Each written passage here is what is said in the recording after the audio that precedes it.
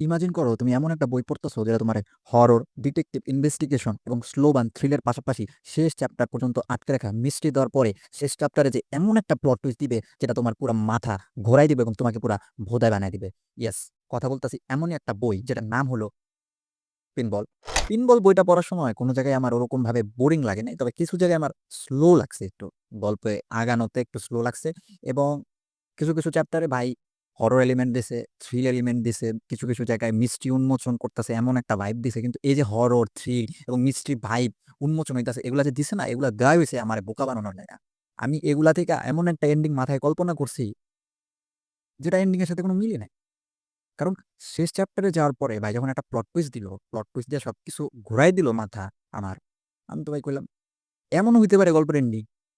কারণ আমি তো প্রথম প্লট টুইস্ট খাওয়ার পরে আমি ভাবছি যে না, এখন এরকম একটা এন্ডিং হয়ে যাইব।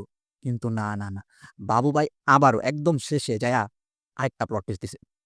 তখন তো ভাই আমার মাথায় হাত, কেমনে সম্ভব? মানে এরকম প্লট টুইস্ট হইতে পারে গল্পের, এই বইয়ের গল্পের এন্ডিং এমনও হইতে পারে, আমি চিন্তাও করতে পারি না যে এরকম প্লট টুইস্ট আছে।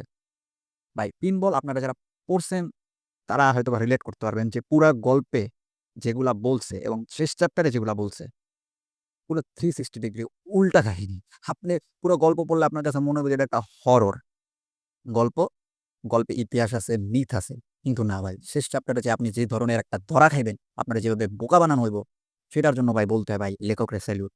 বাবু ভাই আপনার স্যালিউট। এবং আমি আপনাদেরকে এই বইটা রেকমেন্ড করবো, আপনারা পড়তে পারেন। আমার কাছে খুবই ভালো লাগছে, অনেক ভালো লাগছে। আর আপনারা যদি কেউ পড়ে থাকেন আপনারা কমেন্টে জানাতে পারেন যে আপনাদের কাছে কেমন লাগছে। আমি প্রথম ভিডিও বই নিয়ে বানাইছি, এটা আমার, তো অনেক কিছু মিস করতে পারি, ছোটখাটো একটা ভিডিও বানাইছি, গুছায় অনেক কিছু বলতে পারি নাই। ইনশাল্লাহ আগামী তার ভিডিও আসবে আমার চ্যানেলে। আপনি যদি বুকিশ কন্টেন্ট ভালো লাগে আপনার কাছে, তাহলে আপনি ফলো করতে পারেন, লাইক করতে পারেন। যদি বাইচা থাকি দেখা হবে ইনশাল্লাহ পরের ভিডিওতে। ততক্ষণ পর্যন্ত আল্লাহ হাফিজ।